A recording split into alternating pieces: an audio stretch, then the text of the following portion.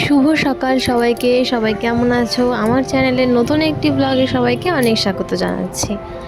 তো যেহেতু আজকে আমাদের বাড়িতে পুজো, তোমরা সবাই জানো। কালকে তোমরা সংযমের ব্লগ দেখেছো যে আমি সংযম করেছিলাম। তো সকালবেলা উঠে আগে আমার প্রথম কাজ ছিল মেয়েকে খাওয়ানো। তো মুড়িকে আমি খাইয়ে দিলাম, কারণ ওর মা ব্যস্ত, সবাই ব্যস্ত পুজোর কাজে।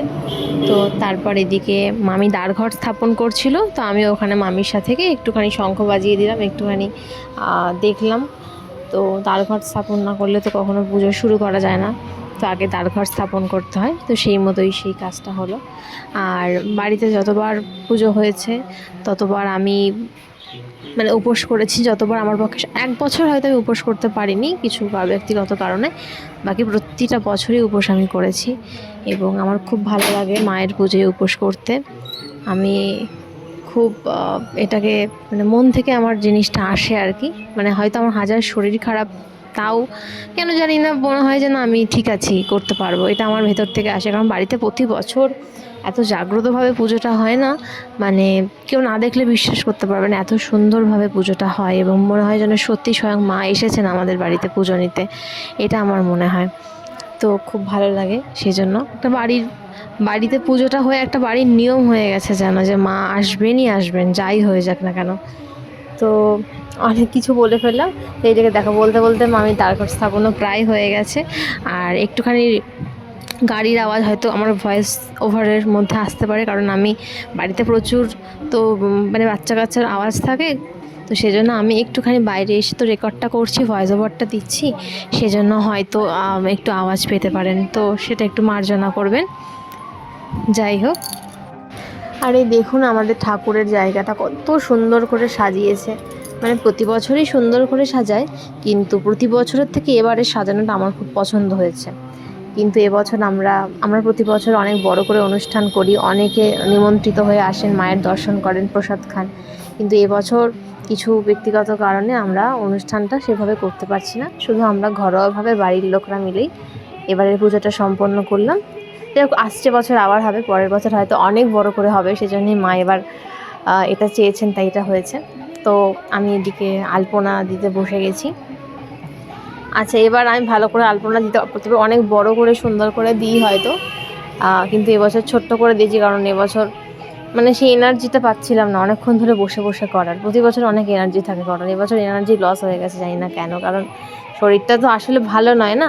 ওটা আমি মায়ের টানে উপোসটা করেছি ঠিকই, আমার কোনো কষ্ট হয়নি উপোস করেছি বলে, কিন্তু অনেকক্ষণ বসে থেকে পারছিলাম না, তাই জন্য ছোটোর মধ্যে করেই করেছি। কিন্তু ভিডিওতে যতটা ছোট মনে হচ্ছে অতটাও ছোট নয়, একটু ভালোই বড়। আর তারপরে দরজার মেন গেটের সামনে দিয়েছি, ছাদে তো দিয়েছি, দু জায়গায়।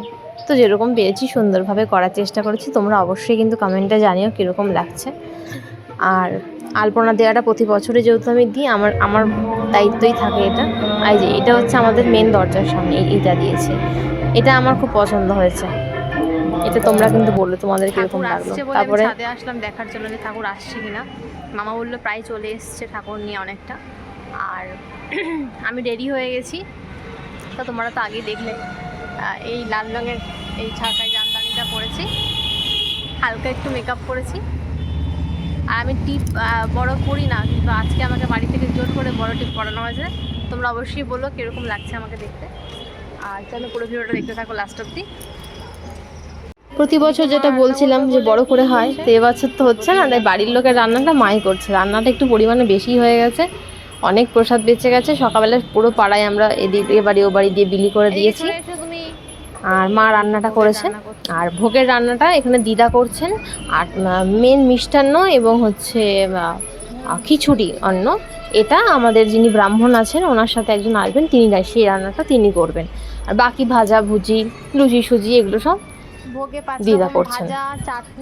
প্রতি বছরই না ভোগ রান্না করার, প্রতি বছরই ভোগ রান্না করার সময় মানে যেই ব্রাহ্মণ বা ব্রাহ্মণী রান্না করতে আসুক, দিদা অর্ধেকের বেশি দিদাই করে দেয় আর কি। ওনারা শুধু এসে যুগলান্নই বলে, খিচুড়িকে যুগলান্ন আর মিষ্টান্নটা করেন।